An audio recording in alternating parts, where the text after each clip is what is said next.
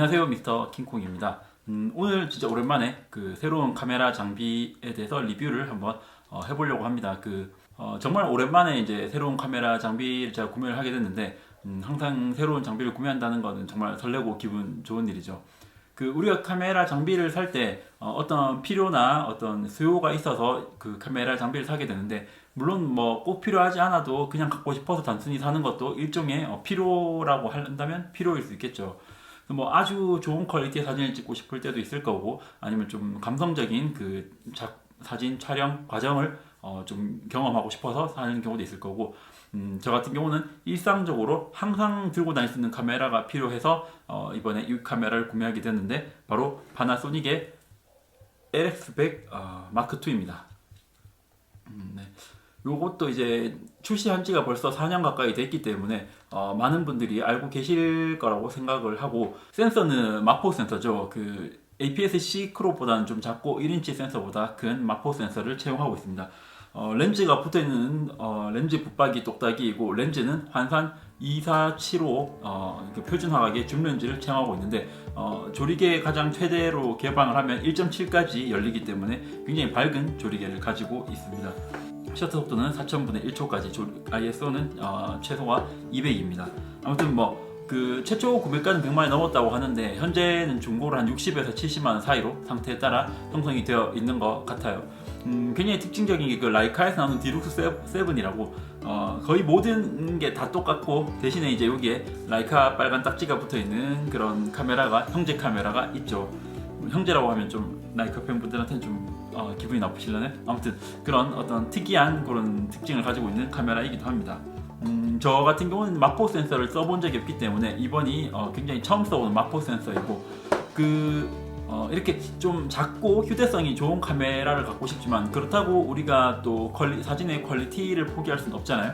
휴대성 같은 경우는 스마트폰을 따라갈 수 있는 카메라가 현재로서는 없지만, 스마트폰 같은 경우는 저는 개인적으로 촬영의 결과물도 물론이지만 촬영하는 과정이 사진을 찍는 과정하고는 좀 많이 다른 것 같아요. 그냥 아주 편리하게 이제 우리가 업무 때문에 이제 사진을 찍어야 되거나, 정말 어떤 필요해서 이렇게 기록을 해야 된다거나, 이런 경우에는 굉장히 유용하지만, 물론 가끔가다 저도 스마트폰으로 사진 찍는 걸 즐기긴 합니다. 그렇지만 카메라로 찍는 거하고는 완전히 이제 결이 다른 활동이 아닌가, 저는 그렇게 생각을 합니다.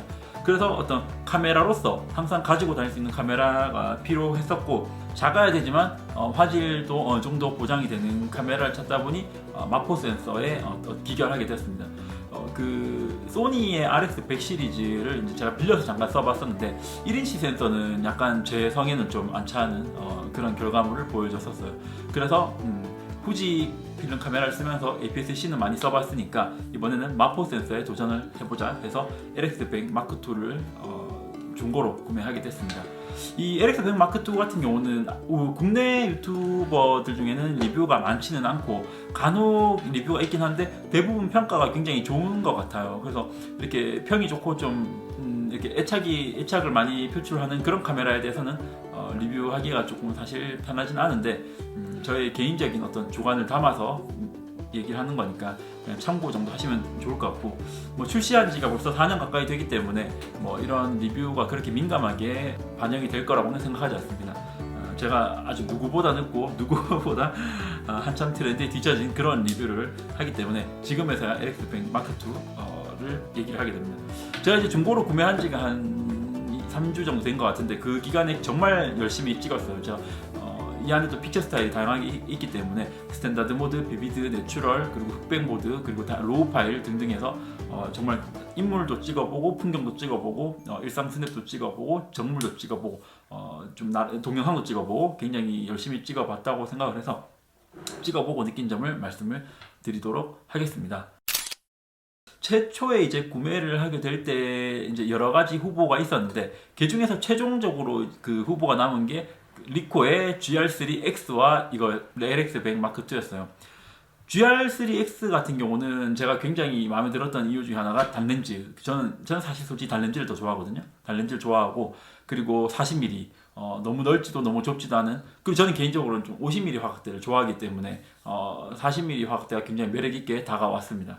하지만 문제는 가격이 지금 중고로 구매한다고 해도 이 LX100 마크2의 2배 정도 가격이 돼서 좀 비싸기도 하고, 결정적으로 이제 왜 GR3X가 최종 후보에 탈락을 했냐면, 저 같은 경우는 사실은 이제 뭐 TMI가 되겠지만 스트리트 포토를 굉장히 좋아하거든요. 그래서 외국 유튜버들의 스트리트 포토 그 사진 찍는 과정, POV 같은 거 있죠. 그런 걸 굉장히 즐겨서 보는데, GR3X가 가장 매력을 발하는 사진은 그런 캔디드 사진인 것 같아요.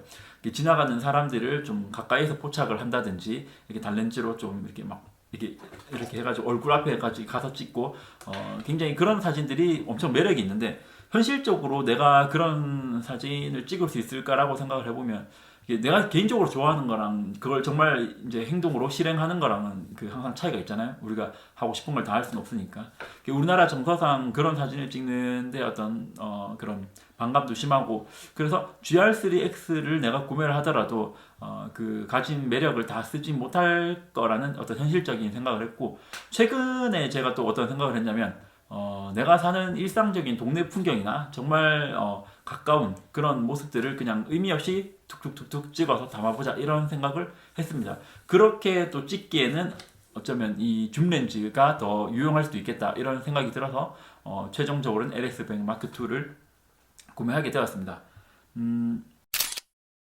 일단 가장 그 먼저 특징을 말씀드려보면 디자인 외관인데, 디자인은 저는 진짜 굉장히 마음에 들어요. 그 후지 스타일하고 비슷하기도 하고, 이렇게 보시면 약간 레트로한 스타일을 가지고 있고, 재질이 금속 재질이기 때문에 이 마감도 너무 좋고요. 이렇게 잡았을 때 느낌도 좋아요. 이 조그만 카메라가 이렇게 딱 잡아서 사진을 찍을 때 그 주는 경험이 정말 너무너무 매력이 있습니다. 그래서 이런 버튼들의 그런 어떤 누르는 느낌도 굉장히 좋고요. 그래서 디자인은 정말 뭐 너무너무 마음에 들고 지적할 부분이 없다고 그렇게 생각이 듭니다. 그리고 이제 저 같은 경우는 그 GR3X가 탈락한 이유 중에 하나가 또 뷰파인더가 없다는 점이죠. 저는 또 사진을 찍을 때는 뷰파인더가 있는 게 굉장히 좋기 때문에 이렇게 뷰파인더까지 갖추고 있는 작은데 굉장히 많은 것이 담겨 있는 이런 매력 있는 카메라라고 생각이 들어서 LX100 마크2를 구매하게 됐거든요. 그래서 만듦새나 디자인은 정말 어느 하나 빠짐없이 너무 마음에 들 정도로, 오히려 어지간한 카메라보다 더 예쁘다는 생각이 듭니다. 그 디자인 굉장히 마음에 듭니다. 근데 여기서 이제 이 카메라의 크기에 대해서 좀 얘기를 드리고 싶은데, 이 카메라의 크기는 간략하게 말씀드리자면 좀 애매한 면이 있어요. 왜냐면 이게 아무리 이렇게 작다 하더라도 여러분 보시다시피 렌즈가 한 이 정도가 튀어나와 있습니다. 이거는 줌 렌즈에다가 밝은 조리개 1.7까지 열리는 밝은 조리개를 담고 있어야 되기 때문에 어쩔 수 없는 부분이라는 생각은 들지만, 크기가 면적은 좁지만 이렇게 두께가 두껍죠. 거기다가 제가 좋아하는 뷰파인더가 들어가 있기 때문에 또 뒤로 또 두께가 두꺼워집니다. 이렇게 봤을 때 최종적으로 두께가 이렇게 두꺼워지기 때문에 한 10cm는 안 될까? 한 8cm 정도 될까요? 이렇게 되기 때문에 이게 바지 주머니나 좁은 어떤 코트 주머니에 넣기는 좀 부담스러워요. 물론 이제 그 패딩이나 코트 주머니에 깊다면 넣고 다닐 수는 있지만, 그렇게 넣기에는 부피감이 크기 때문에 좀 부담스러운 면이 있습니다. GR3X나 GR 시리즈 같은 경우는 굉장히 좋은 점이 두께가 얇기 때문에, 그리고 렌즈가 전원을 켜면서 앞으로 돌출이 되기 때문에 평소에 주머니에 넣고 다닐 수 있다는 게 굉장히 큰 매력이죠. 물론 저는 GR을 써보지 못했지만, 그 카메라가 이제 가방에 있거나 어디 깊이가 있으면 예쁜 장면을 봐도 안 꺼내고 지나가는 경우가 많기 때문에 리코의 GR처럼 주머니에 넣는다는 것은 굉장히 큰 매력으로 저는 느껴졌었어요. 그리고 제가 이 카메라를 살 때 사실은 어떤 정도까지 생각을 했냐면, 그 회사에 출근할 때 항상 들고 다니고 있다가 잠깐 점심 먹으러 나가거나 아니면 출장 나갈 일이 있을 때 저는 이 카메라를 들고 뭐 찍을 게 있든 없든 무조건 들고 나가겠다는 마음을 먹었거든요. 그런데 주머니에 카메라가 들어갔다면 이렇게 사람들 눈을 의식하지 않고 카메라를 가지고 다닐 수 있었을 것 같아요.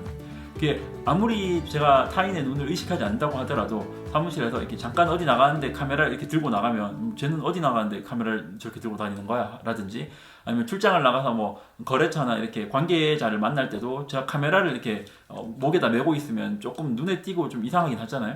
그냥 그럴 땐 주머니에 넣고 있다가 이제 출장에서 업무를 다 마치고 이제 이동하는 과정에 뭔가 좀 예쁜 게 발견된다면 주머니에서 이렇게 카메라를 꺼내서 이렇게 찍을 수 있다면 굉장히 좋을 것 같은데, 얘 같은 경우는 그게 힘들기 때문에 결국은 이렇게 목에 메고 다녀야 되는 그런 폼팩터를 가지고 있어요. 그러다 보니까 물론 제가 이거를 항상 목에 걸고 이렇게 어깨까지 걸쳐서 다니긴 하는데 굉장히 많이 들고 다니긴 했어요. 정말 앞에 쓰레기 버리러 갈 때도, 집 앞에 쓰레기 버리러 갈 때도 들고 나가고, 휴게소에서 잠깐 차 대고 화장실 갈 때도 메고 나가고, 항상 메고 다니긴 했는데, 그렇게 해서 카메라를 더 많이 들고 다니는 버릇을 들이는데 굉장히 큰 도움이 됐지만, 한편으로는 또 이런 생각이 드는 거죠. 이렇게 할 것 같으면 지금 기존에도 가지고 있던 이 티백이 물론 이 LX100 마크2보다는 훨씬 크고 두께감이 있긴 하지만, 이럴 것 같으면 얘를 메고 다니는 것도 불가능하진 않았겠다, 이런 생각이 사실 들긴 했습니다. 어차피 메고 다니는 형태가 똑같으니까. 그래서 우리가 어떤 특징적인 게 완전히 그 범주를 벗어나려면 그 폼팩터에 엄청난 변화가 있어야 되잖아요. 뭐 예를 들어서 스마트폰이 크기가 어느 정도 작은 것도 의미가 있지만 굉장히 작아져서 엄지손가락으로 모든 면적을 이렇게 커버할 수 있다든지, 이렇게 돼버리면 작은 게 의미가 생기는데, 어차피 한 손으로 못 쓰는 스마트폰일 것 같으면 뭐 좀 크기가 작아져도 크게 의미가 안 느껴지기도 하죠. 마찬가지로 이 LX100 마크2도 작아서 굉장히 좋긴 한데 어느 정도 일정 이상 더 얇았으면 좋았을 텐데, 그렇지 않기 때문에 그 어떤 임계점을 넘어서지는 못한다는 생각이 듭니다. 그렇다면 이 LX100 마크2의 크기가 의미가 없느냐? 의미가 이렇게 두께로 봤을 때는 좀 많이 약해지긴 하지만, 정면에서 이렇게 면적으로 봤을 때는 굉장히 의미가 있긴 해요. 왜냐면 제가 이걸 들고 다니면서 이렇게 사진을 찍거나 이렇게 찍고 있으면 굉장히 사람들의 눈길에서 많이 좀 무신경해지는 그런 기분을 제가 느낍니다. 그냥 뭐 특히나 요즘은 이제 그 지나가는 사람들의 이렇게 뒷모습이라든지, 이렇게 슬쩍슬쩍 몰래 이렇게 사람들을 좀 찍는다든지, 이렇게 물론 이렇게 너무 정면으로 찍거나 그러진 않아요. 이제 풍경 속에 사람의 일부가 들어가 있는 상황을 찍는다든지, 이런 걸 할 때도 굉장히 사람들이 좀 관심을 덜 갖는 그런 경향이 있는 건 확실한 것 같습니다. 그래서 정면으로 봤을 때 우리가 좀 편하게 들고 다니고 사람들의 눈을 의식하고 싶지 않을 때는 굉장히 의미가 있고, 두께로 봤을 때 들고 다니는 상황에서는 좀 아무리 작다 하지만 그 한계는 있는 것 같다. 그래서 장단점이 좀 있는 것 같습니다. 그 다음이 이 카메라가 조작성이 좋다는 그 평가를 많이 받고 있는데, 그 이유가 굉장히 커스텀할 수 있는 이 버튼이 굉장히 많습니다. 이 상단에 이 셔터 속도를 돌릴 수 있는 이 조작 버튼도 있고, 여기 보면 노출을 조정할 수 있는 노출 레버도 여기 있고요. 후면에서 보게 되면 커스터마이징 할 수 있는 버튼이 엄청나게 많아요. 이렇게 뒷패드도 있고 굉장히 많기 때문에 조작성이 좋다는 평가를 많이 받는 걸로 알고 있습니다. 그런데 이 조작성 문제도 저는 개인적으로는 조금 애매한 면이 있다고 생각이 들어요. 왜냐면 이게 뭐 단점이라고 할 수는 없는데, 너무 작은데 버튼을 많이 넣다 보니까 굉장히 조작을 하다가 이렇게 오작동을 하는 경우가 좀 많아요. 그래서 예를 들면 어떤 경우가 있냐면, 지금 터치해서 이제 제가 여기 초점을 맞출 수 있긴 하는데, 여기 보시면 여기가 이제 동영상 녹화 버튼이거든요. 제가 동영상 버튼을 눌러서 동영상을 녹화를 시작할 때마다 항상 초점 버튼이 이렇게 AF 포인터가 여기가 있는 거예요. 처음에는 왜 동영상만 틀면 여기가 있지 했더니, 이게 제가 엄지손가락이 크다 보니까 엄지손가락으로 이걸 누르면서 자꾸 여기 터치가 되는 거죠. 그러다 보니까 이게 자꾸 동영상을 틀면 AF 포인트가 이게 구석으로 가 있는 경우가 있고, 그리고 이렇게 이제 그 카메라를 켠 상태로 이 상태로 이렇게 들고 다니다 보면 자꾸 이렇게 손에 닿거나 내 얼굴에 닿아서 AF 포인트가 자꾸 어딘가를 이동하는 경우가 있고, 심지어 이 방향 키 버튼을 누르다가도 이쪽으로 터치가 되는 경우가 있습니다. 그래서 카메라가 작다 보니까, 저는 특히나 손이 커서 저만 더 그럴 수도 있지만, 이게 오작동을 하는 경우가 굉장히 많아서 원치 않는 그 터치가 된다든지 원치 않는 버튼이 눌러진다든지 하는 경우가 좀 많았어요, 사실은. 그리고 이제 작다 보니까 이 전체 노출을 조정하는 이 레버가 계속 저절로 돌아가 있는데, 저절로 돌아가는 게 엄청 심하게 거의 끝까지 돌아가 있는 경우도 굉장히 많습니다. 그래서 이런 점 때문에 좀 조작성이 기본적으로 좋고 굉장히 신경을 많이 써놓은 카메라지만, 좀 마냥 그냥 조작성이 좋다고만 하기에는 좀 애매한 그런 특징이 있었습니다. 그런데 장점은 뭐냐면, 한 손으로 모든 게 다 가능하다는 게 굉장히 좋습니다. 여기 보시면 전원이 여기에 있죠. 그래서 엄지손가락으로 이렇게 밀면 전원이 켜집니다. 그리고 여기서 노출 레버를 돌리면 되고, 요걸로 줌이 되거든요. 이렇게 해서 줌이 되는데, 이 LX100 마크2는 굉장히 특이하게 24, 28, 35, 50 70, 75 이렇게 단계별로 우리가 흔히 쓰는 그 화각대가 딱딱 기점으로 정해져 있어서 이 초점 레버를 한 번 밀면 70mm였다가 한 번 밀면 70, 50, 한 번 또 밀면 35 이렇게 단계적으로 저절로 내려가는 그런 기능이 있어요.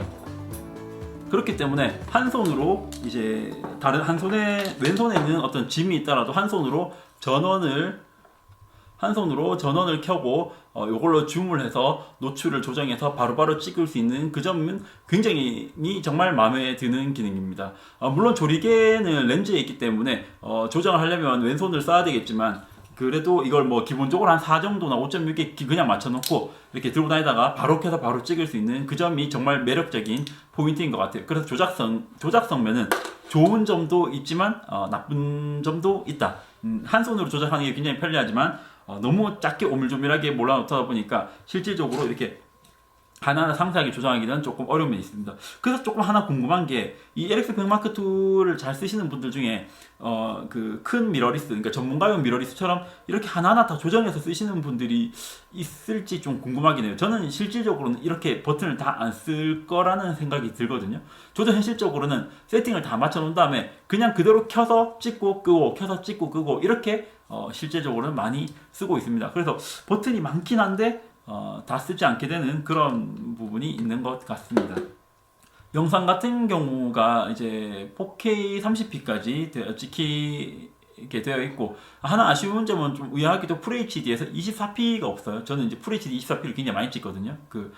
근데 FHD 30p로 찍으면 영상 같은 경우가 굉장히 또 좋아요. 저는 이게 FHD 수준밖에 안 찍기 때문에 그럴 수도 있지만 영상이 굉장히 예쁘게 잘 찍히고 그런 우리가 영상이 뭐 실질적인 기계의 스펙보다 실제로 내가 찍어보면 영상이 예쁘게 나오는 게 있고 조금 이제 예쁘게 안 나오는 경우가 있잖아요. 물론 비트레이트나 이런 것 때문에 차이가 있지만 어쨌든 내가 편하게 찍어서 영상이 예쁘게 나오면 좋은 건데 영상이 굉장히 예쁘게 녹화가 됩니다. 그래서 요즘 사진 찍으면서 틈틈이 이제 영상도 이제 끼워 놓고 있는데 영상이 잘 찍힌다는 점은 굉장히 매력이 있습니다. 그래서 제가 이렇게 들고 영상을 앞으로 찍을 때는 굉장히 매력이 있는데 이것도 많이들 아시겠지만 고정형 LCD이기 때문에 이게 그 나를 찍을 수가 없고 이렇게 앵글을 바꿔가면서 찍기는 좀 어려운 면이 있어서 또 동영상으로 또 완전 최적화되어 있는 카메라는 또 아닌 것도 사실인 것 같습니다. 하지만 결과물은 굉장히 예쁘고 마음에 듭니다. 그리고 이제 마지막으로 그리고 렌즈가 여러분 그 조리개가 최소 24mm 화각에서 1.7까지 열리는 굉장히 밝은 조리개를 채용하고 있어서 이 점이 좋은데 이것도 조금 애매하달까 한 면이 1.7로 쓸 수 있는 구간이 너무 좁아요. 사실은 보시면 조리개 화각 23mm에서 조리개 1.7 28mm만 돼도 바로 2.0이 됩니다. 그래서 우리가 자주 쓰는 35mm가 되면 2.3 50mm에 이미 2.7 거의 2.8에 다다랐죠. 이때부터 이제 70mm부터 2.8에서 이렇게 됩니다. 그래서 이게 주로 우리가 흔히 많이 쓰는 35mm부터 그러니까 28mm 24mm 가장 넓은 화각에서만 1.7대 그러니까 2 이하의 2 미만의 그 조리개를 갖고 있고 28mm부터는 이미 조리개가 2예요. 그래서 뭐 그게 어디냐 싶을 수도 있지만 그 1.7이라는 조리개를 강조하기에는 딱 하나 24mm밖에 못 쓰기 때문에 좀 또 이것도 좀 약간 아쉬운 부분이 있어요. 그렇지만 2.8 같은 경우 우리가 그 고급단 줌 렌즈들의 이제 그 고정 조리개가 보통 2.8이기 때문에 2.8 정도만 돼도 분명히 매력은 있어요. 보통은 뭐 2.8에서 4 뭐 이런 식으로 이제 그 조리개가 채용이 되는데 얘는 1.7에서 2.8이기 때문에 나쁜 조리개는 아니지만 그럼에도 불구하고 1.7이라는 이 수치가 너무 짧은 구간에만 유지된다는 것은 또 한편으로는 아쉬운 것 같습니다. 그래서 이거 조리개 수치도 좋은 듯 하면서 또 조금 아쉽습니다. 그래서 지금까지 말씀드린 것들이 좋은데 한편으로는 또 단점이 있고 좀 약간 애매한 면이 있는 것 같아요. 먼저 이제 제가 느꼈던 또 그 사용에서 아쉬운 점, 단점을 몇 가지 좀 말씀을 드리면 가장 큰 단점은 구동이 너무 느리다는 겁니다. 여러분 카메라를 탁 켜면 촬영이 준비되는 데까지 한 2초 거의 2초가 걸립니다.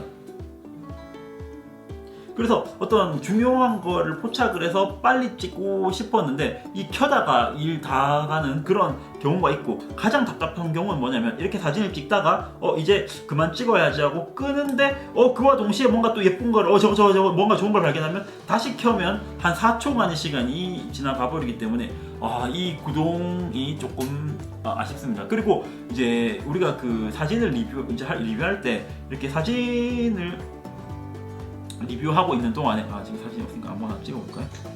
사진을 리뷰하고 있는 동안에는 이렇게 렌즈가 이렇게 좀 많이 튀어나와 있기 때문에 렌즈가 자동으로 안으로 들어가 있는 그런 설정을 할 수가 있습니다.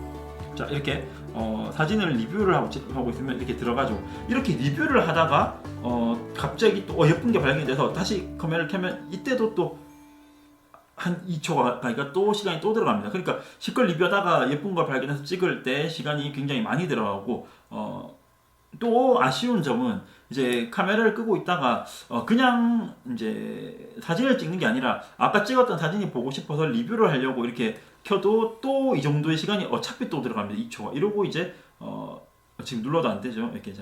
이렇게 되는 이런 게 조금 아쉽습니다. 너무 구동 속도가 좀 느려서 저는 이 카메라를 산 이유가 아무튼 그 일상적으로 들고 다니면서 순간순간을 포착하기 위함이었기 때문에 이렇게 재빨리 대응을 해주지 못하는 점은 개인적으로 좀 많이 아쉽습니다.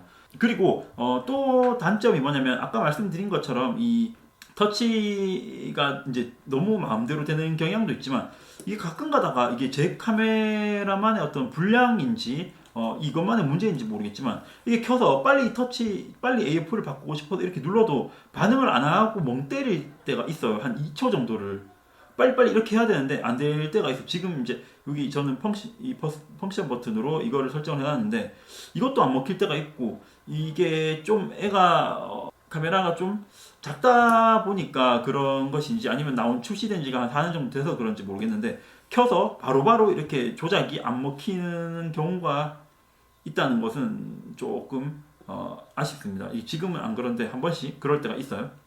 그래서 그런 부분이 좀 아쉽습니다. 그 다음으로 뷰파인더와 LCD가 있는데, 저는 이제 뷰파인더가 있다는 게 좋아서 이 LX100M2를 구매를 했는데 뷰파인더와 LCD의 화질이 좀 많이 떨어집니다. 제가 봤을 때는 이게 정식 스펙이나 이런 거에서는 어떨지 모르겠는데, 그러면 그 LCD 화질이 떨어지는 게, 뷰파인더 화질이 떨어지는 게 뭐가 문제냐면 사진을 찍는 게 재미가 없어요. 제가 이렇게 어떤 길을 가다가 멋진 풍경이나 예쁜 걸 발견을 해서 이 사진을 찍으려고 이렇게 뷰파인더로 들여다보면 너무 안 예뻐요. 그 색깔도 진짜 칙칙하고 이 화질이 떨어져가지고 막 자글자글하게 끓고 이러니까 너무 안 예뻐서 이렇게 봤다가 별로 안 예쁜가? 찍어도 예쁘게 안 나오는 건가? 하는 생각이 든단 말이죠.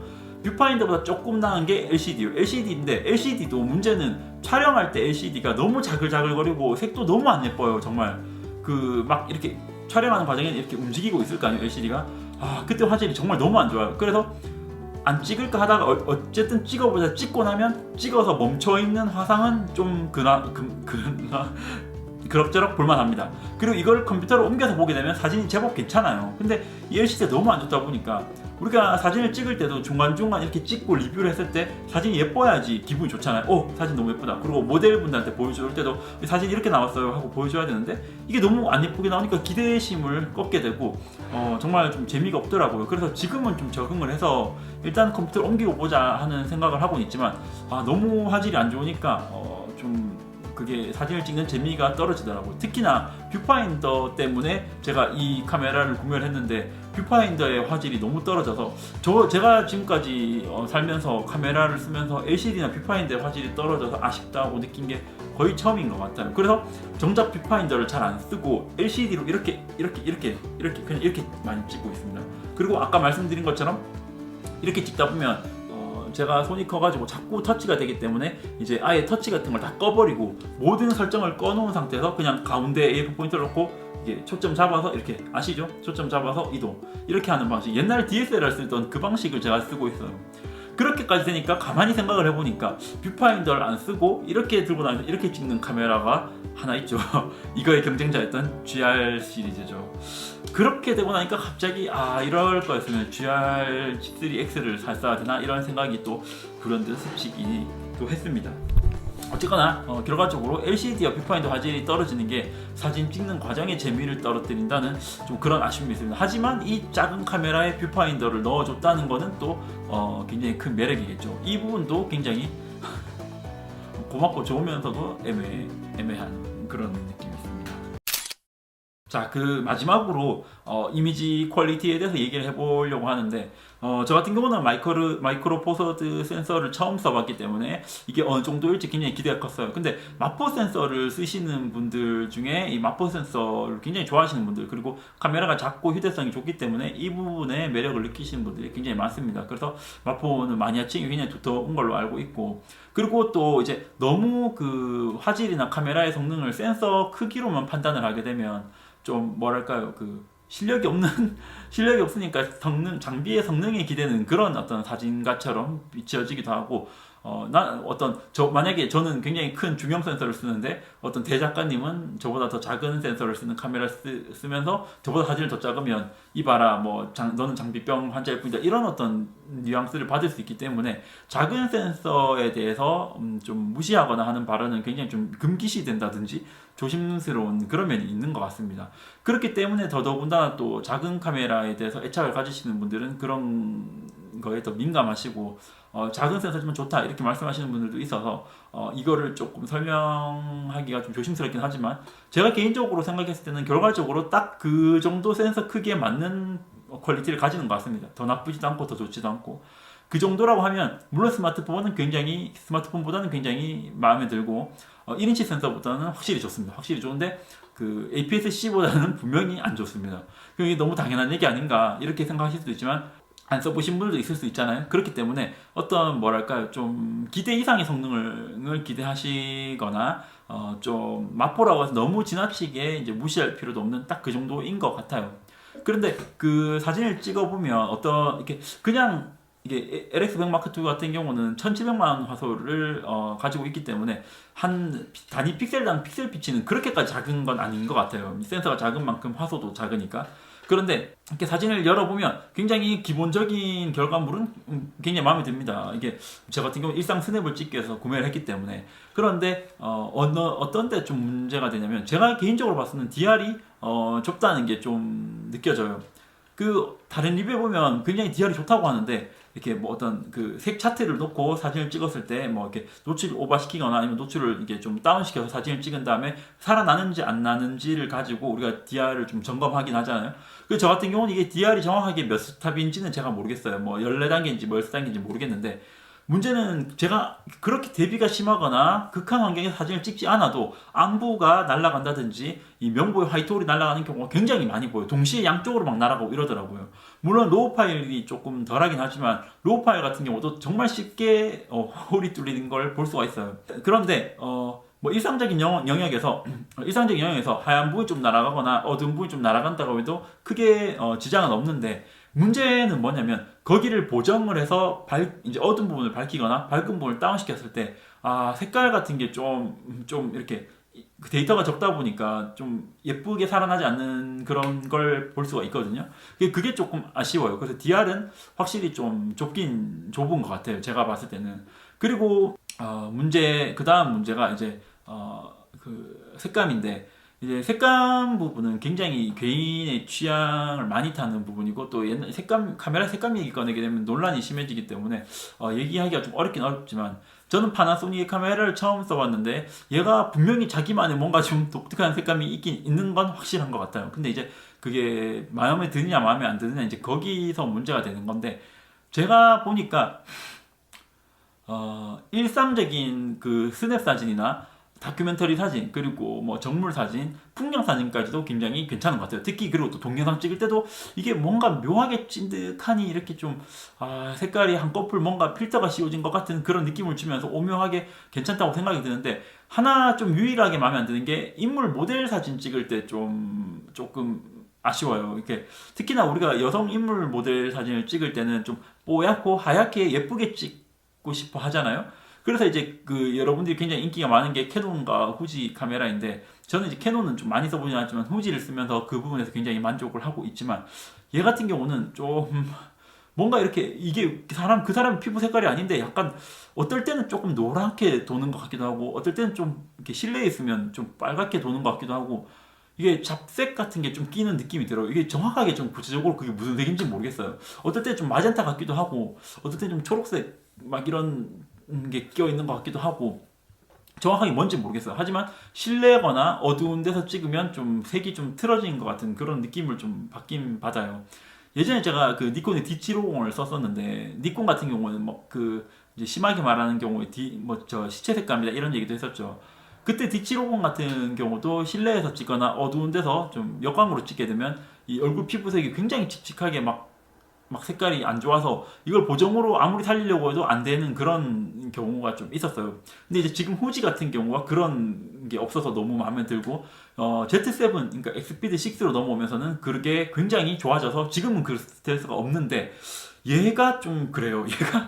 얘가 좀 어두운 데서 사람을 찍으면 이게 뭐지 싶기도 하고 이거를 보정으로 좀 살리면 될 것 같은데 제 능력으로는 그 색을 예쁘게 제대로 살려내지를 못하겠더라고요.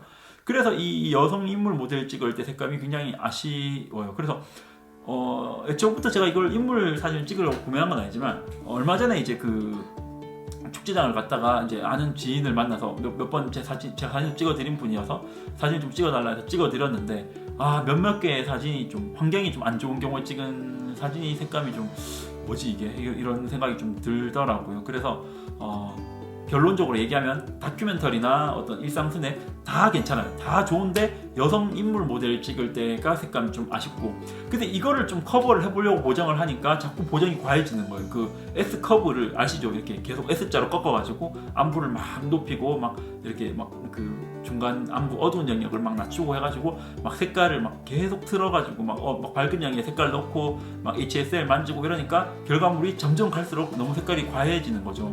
그래서 기본적으로 그냥 봐도 색감이 조금 이상한데 제가 만지면 만질수록 더 이상해지는 약간 그런 경험을 하게 되더라고요.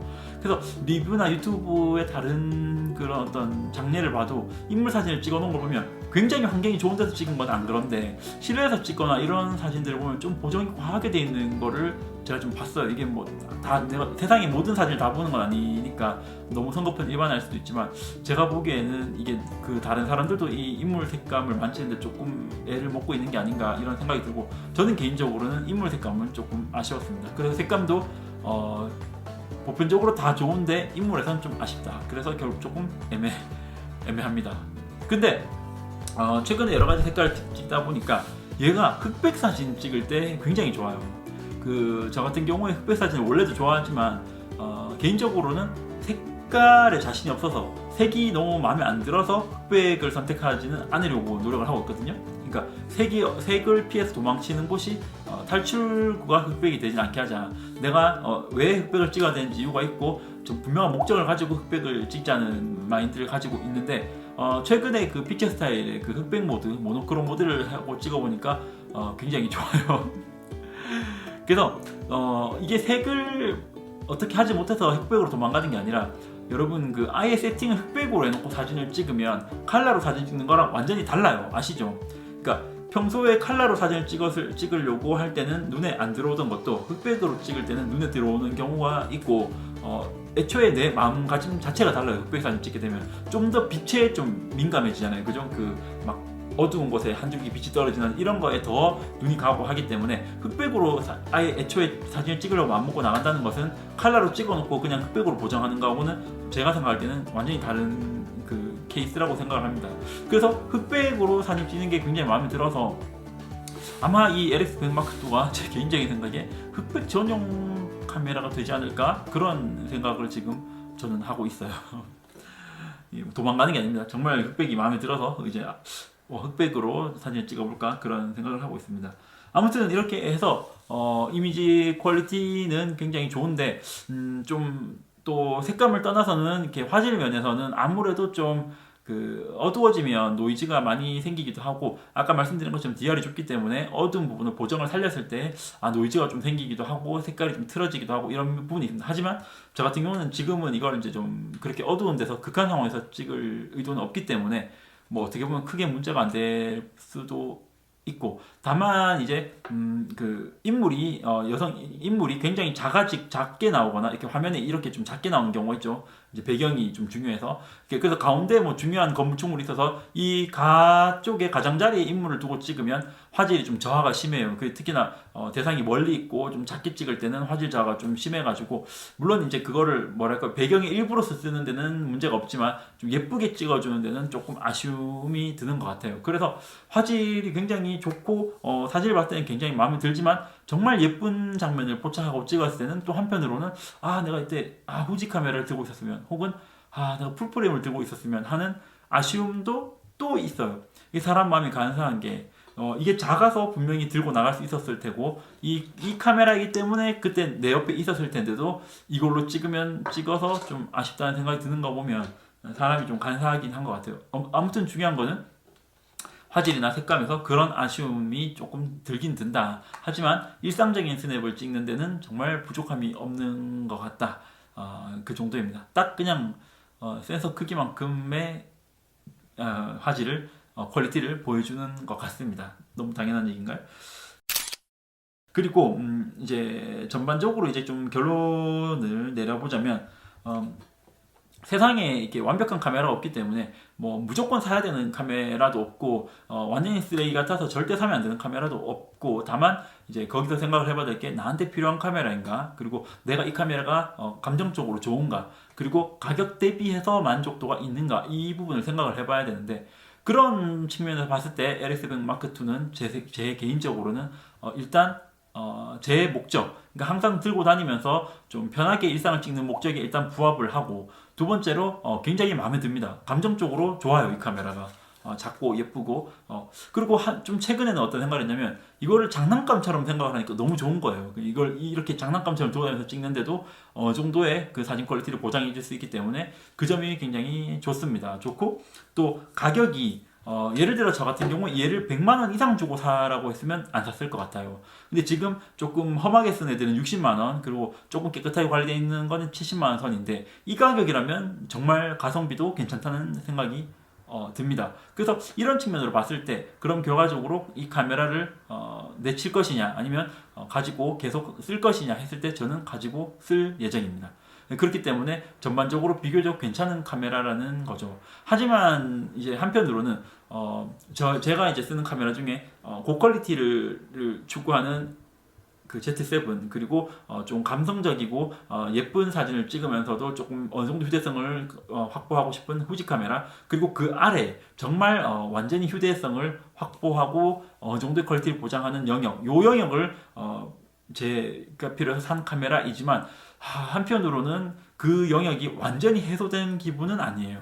그래서 숙제를 풀려고 했는데 또 다른 숙제가 좀 남아있는 것 같아서, 이게 뭐랄까 아직까지도 완벽하게 채워주는 그런 느낌은 아니지만, 그렇지만 얘만의 어떤 고유한 영역이 분명히 있긴 있는 것 같습니다. 아까 말씀드린 것처럼 좀 장난감처럼 이렇게 들고 다니면서 재밌게 찍고 이 카메라에 애착을 가지고, 이런 영역에서 또 지 역할을 하긴 하는 것 같아요. 그래서 자기 역할은 분명하지만 완전히 또 깔끔하게 모든 필요를 채워주는 카메라는 아니라는 점, 그렇게 말씀을 드리고 싶고, 이 카메라의 마지막으로 이제 기존의 리뷰를 보면 이 카메라에 대해서 굉장히 좋게 평가하시는 분들이 많은 이유를 제가 써보니까 이해를 하겠더라고요. 왜냐면 앞전에 말씀드린 부분 중에 제가 이 카메라를 계속 애매하다고 말씀을 드렸어요. 그죠? 그러니까 카메라가 작은데도 불구하고 렌즈와 뷰파인더가 좀 두껍다. 이거 어떻게 생각해보면 이 작은 카메라에다가 밝은 조리개와 이 사진을 찍는 사람들이 뷰파인더를 넣어주기 위한 노력이잖아요. 그죠? 이게 뭐 얘가 잘못한 게 아니니까, 나쁜 의도가 아니었잖아요. 그죠? 조작성이 좋은 것 같지만 좀 잘못된 조작을 하는 경우가 있어서 조작성이 애매하다. 하지만 그것도 어떻게 보면 이 작은 데다가 하나라도 버튼을 더 넣어서 조작을 더 편하게 해주기 위한 이 카메라 제조사의 노력이었잖아요. 그러니까 그거를 우리가 미워할 수가 없는 거예요. 그리고 색감 같은 경우도, 저 같은 경우는 인물 사진에는 조금 아쉽다고 했지만 그 외의 영상이나 다큐식의 스냅 사진에는 굉장히 마음에 든다. 이것도 남들과는 다른 어떤 색감을 우리에게 제공해주기 위한 노력을 하다 보니까 또 일부에서는 제 마음에 안 드는 부분이 분명히 생기는 거죠. 그리고 뭐 구동 속도가 조금 느린 면이 좀 아쉽긴 하지만 이 작은 데다가 이 모든 24에서 7호라는 넓은 화각에 화각을 렌즈를 제공을 해주고 이 작게 만들려다 보니까 또 어쩔 수 없는 그런 면이 있는 거니까요. 그래서 이 카메라 같은 경우는 결과적으로 말해서 장비에 대한 애착보다는 사진을 찍고 사진 찍는 걸 좋아하고 사진을 좋아하시는 분들에게 굉장히 매력 있는 카메라인 것 같아요. 다시 돌려 말하자면 사진 기본에 굉장히 충실한 카메라라는 생각이 듭니다. 그렇기 때문에 이 카메라의 그 좋은 의도 그리고 그 어떤 추구하는 목적이 제가 정말 미워할 수가 없는 그런 카메라인 것 같아요. 그래서 얘를 분명히 단점이 있음에도 불구하고 얘를 욕하거나 나쁘게 말하고 싶지가 않아요. 왜냐면 굉장히 너무 예뻐요. 얘가 그 어떻게든 하나라도 더 넣어주려고 노력을 하는 그 노력이 너무 예쁜 거죠. 그래서 아마 사람들이 이 LX100 마크2에 대해서 굉장히 애착이 있지 않나 그런 생각이 듭니다. 그래서 여러분들 중에서도 작은 카메라의 매력을 느끼시는 분들 그리고 사진 본연의 그런 어떤 재미 그 사진에 좀 충실하고 싶으신 분들께 추천을 드릴 수 있을 것 같아요. 이렇게 말씀을 드리면 공감하실 수 있는 분들이 얼만큼 계실지 모르겠지만 그 좀 작은 카메라로 좋은 사진을 찍어내는 거에 대한 쾌감 같은 게 있지 않나요? 이게 물론 한편으로는 삼각대에다가 굉장히 큰 카메라에다가 큰 렌즈 그리고 필터 막 그라데이션 필터나 아니면 뭐 CPL 필터도 씌우고 이렇게 릴리즈까지 써서 진동을 최소화하고 이렇게 해가지고 정말 그 아주 극강의 고화질의 좋은 색감의 사진을 건지는 것도 재밌죠. 그냥 막 필름으로 찍는 것도 재밌고 그런 것도 재밌지만 또 전 한편으로는 이상하게 이렇게 후지 필름이나 이런 T200이나 이렇게 LX100 마크2 그리고 X100V 이런 카메라를 들고 나가서 센서도 풀프레임도 좀 작지만 이렇게 좀 신중하게 재밌게 찍어서 나온 사진이 마음에 들 때 이상한 좀 그런 쾌감 같은 게 있더라고요. 그런 걸 느끼시는 분들에게는 이 LX100 마크2를 한번 추천드려도 괜찮을 것 같아요. 특히나 가격이 요즘 굉장히 좋으니까 매물이 많지는 않지만 간간히 올라오는 걸 볼 수 있더라고요. 그래서 그런 분들에게는 좀 장난감 삼아서 써보시면 좋을 것 같다는 생각이 들고 제가 오늘 계속 말씀드리는 게 사진 이미지 퀄리티도 애매하다. 그리고 조작성도 좀 좋은 점과 나쁜 점이 있어서 애매하다. 크기도 어떤 면에서는 좋고 어떤 면에서는 좀 두꺼워서 아쉬워서 좀 애매하다. 이렇게 말씀을 드리니까 이제 이 리뷰를 참고하시는 분들 입장에서는 좀 명확하게 답을 내려줘야 되는 거 아니냐. 뭐 사라는 거냐 말라는 거냐, 좋다는 거냐 나쁘다는 거냐, 이렇게 명확한 결론을 내줬으면 하시는 분들도 있겠지만 제 솔직한 심정이 그렇습니다. 이게 좀 애매한 면이 굉장히 많은 카메라입니다. 작으면서도 품질을 보장하려다 보니까 무조건 나쁜 것도 아니고 무조건 좋은 것도 아니고 굉장히 좀 애매하다. 그게 저의 사실 결론입니다. 애매하지만 애착이 가는 카메라다. 그래서 그게 오히려 이 카메라에 대한 특징을 가장 잘 설명하는 게 아닌가 해서 저는 좀 약간 무책임하게 애매한 장단점이 굉장히 많은 장점과 많은 단점이 혼재해 있는 그런 카메라라고 결론을 이렇게 좀 어느 정도 내고 싶습니다. 아무튼 개인적으로는 이제 아무튼 아마 제 생각에는 GR3X도 나중에 여유가 되면 구매를 할 것 같다는 생각이 드는데 요거를 가지고 다니면서 제가 또 사진을 많이 찍어보고 좀 더 즐거운 그런 사진 생활이 되지 않을까 하는 기대도 됩니다. 여러분들도 좀 어떤 내가 필요해서 카메라, 그러니까 어떤 영역이 필요해서 장비를 구매하는 거는 굉장히 무조건 장비병이라고 할 수는 없는 거잖아요. 그렇기 때문에 이런 부분에 목마름을 느끼시는 분들은 또 한번 구매를 해보셔서 재밌게 사진을 찍으시면 좋겠고, 중고로 사서 중고로 팔면 이렇게 손해가 그렇게 크진 않잖아요. 그런 재미도 있고 해서 개인적으로는 하여튼 계속 가져가는 그런 카메라가 될 것 같습니다.